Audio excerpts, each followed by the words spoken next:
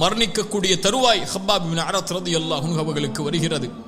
வரக்கூடிய நேரத்தில் ஹப்பாப் இப்னு அரத் ரலியல்லாஹு அன்ஹு தன்னோடு இருக்கக்கூடிய தோழரை பார்த்து கேட்டார்கள், எம்முடைய வீட்டில் எவ்வளவு தீனார்கள் இருக்கிறது என்று. ஒரு அளவை சொன்ன உடன் அழ ஆரம்பித்தார்கள்.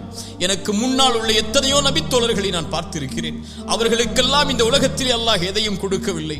ஆனால் எனக்கெல்லாம் அல்லாஹ் கொடுத்ததை பார்க்கிறேன்.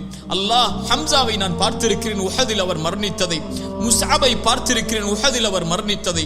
அவர் மரணமானதற்கு பிறகு அவருடைய ஜனாசாவை அடக்கம் செய்யும் போது கஃபனை மூடினால் காலை மூடினால் தலை தெரிந்தது, தலையை மூடினால் கால் தெரிந்தது. அதற்கு கூட அவர்கள் வழி இல்லாமல் மரணித்தார்கள். அவர்களுக்கு பின்னால் வாழ்ந்த நபித்தோழர்களையும் பார்த்திருக்கிறேன். எதையும் அல்லாஹ் அவர்களுக்கு இந்த உலகத்திலே கொடுக்கவில்லை, மறுமையில் கொடுப்பதற்காக அல்லாஹ் தாமதித்து வைத்திருந்தான்.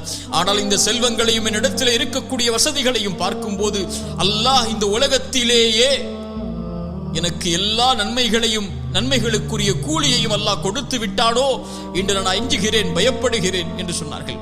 கடுமையான நோய்வாய்ப்படுகிறார்கள். ஹப்பாப் இப்னு அரத் ரலியல்லாஹு அன்ஹு. அல்லாஹ்வுடைய சோதனை அவர்களுக்கும் விதிவிலக்கல்ல. ரலியல்லாஹு அன்ஹும் அவர்கள் எல்லோர்களையும் அல்லாஹ் பொருந்திக் கொண்டிருந்தாலும் அவர்களையும் அல்லாஹ் சோதனைகளின் மேல் அல்லாஹ் அவர்களை நெருக்கிக் கொண்டே இருந்தார். ஏன்? அல்லாஹ் விரும்பியவர்களை அல்லாஹ் சோதிப்பான். அந்த சோதனை இல்லாமல் வெற்றி இல்லை, அந்த சோதனை இல்லாமல் சொர்க்கம் இல்லை. எந்த நபித்தோழரையும் அல்லாஹ் விதிவிலக்கு இல்லாமல் சோதித்தான். கடுமையான நோய். அவர்கள் சொன்னார்கள், அல்லாஹ்வுடைய ரசூல் ஸல்லல்லாஹு அலைஹி வஸல்லம் மரணத்திற்காக பிரார்த்தனை செய்யக்கூடாது என்று தடுத்திருக்கிறார்கள். இல்லை என்றால் இந்த நோயுடைய கடுமை என்னை தாக்குகிறது, மரணத்திற்காக பிரார்த்தனை செய்ய வேண்டும் என்று என்னுடைய மனம் ஆசைப்படுகிறது. அல்லாஹ்வுடைய ரசூல் தடுத்த காரணத்தால் என்னால் அதற்குரிய பிரார்த்தனையை செய்ய முடியவில்லை.